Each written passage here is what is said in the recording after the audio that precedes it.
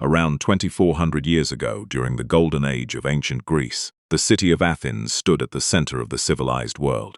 It was famous for its magnificent temples, breathtaking art, thriving democracy, and brilliant philosophers. Among its citizens lived a man who looked nothing like the wealthy scholars or powerful politicians of his time. He walked barefoot through the dusty streets, wore simple clothes, owned almost nothing, and never wrote a single book. Yet his ideas would shape Western philosophy for thousands of years. His name was Socrates. Unlike others who pursued wealth, fame, or political power, Socrates devoted his life to searching for truth. He believed that genuine wisdom begins with humility, famously declaring, "I know that I know nothing." Rather than delivering speeches or teaching from a classroom, he spent his days talking with ordinary people in the streets of Athens. He approached merchants, soldiers, craftsmen, politicians, and anyone willing to have a conversation. Instead of giving answers, he asked simple but powerful questions. What is justice? What is courage? What is virtue? Through careful questioning, he encouraged people to examine their own beliefs and discover how little they truly understood. This style of teaching became known as the Socratic Method. Socrates believed that asking thoughtful questions was far more valuable than simply giving answers.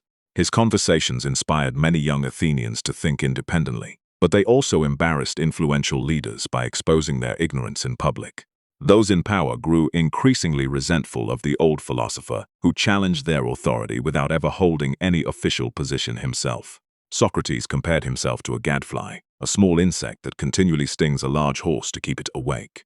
He believed Athens was like that great horse, becoming comfortable and morally lazy, while he had been sent to awaken its citizens by challenging them to think critically. Many admired his courage, but others considered him a nuisance who threatened the stability of society. After Athens suffered years of political turmoil and military defeat, public frustration grew. Many leaders searched for someone to blame, and Socrates became an easy target. In 399 BC, he was brought to trial on charges of impiety for allegedly disrespecting the city's traditional gods and corrupting the youth by encouraging them to question authority and accepted beliefs. During the trial, Socrates refused to beg for mercy or apologize for his teachings. He calmly defended his life's work, insisting that seeking truth and encouraging others to examine their lives was a service to both Athens and humanity. He declared that the unexamined life is not worth living, and stated that he would rather die than abandon his principles. The jury found him guilty and sentenced him to death by drinking a cup of poisonous hemlock. Although his friends secretly arranged an opportunity for him to escape from prison, Socrates refused. He believed that respecting the law was more important than saving his own life, even when the law had treated him unfairly. In his final hours, Socrates remained calm while his friends wept around him. He comforted them, discussing the nature of the soul and explaining that a wise person should not fear death. Without hesitation, he accepted the cup of poison, drank it peacefully, and walked around the room until the poison slowly took effect. As his body grew weak, he lay down quietly and passed away with remarkable dignity.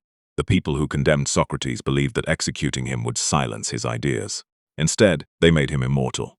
Although he never wrote a single word himself, his student Plato carefully recorded his conversations and teachings, preserving them for future generations. Through Plato and later Aristotle, the ideas of Socrates spread across the world, inspiring centuries of philosophy, science, education, and the pursuit of truth.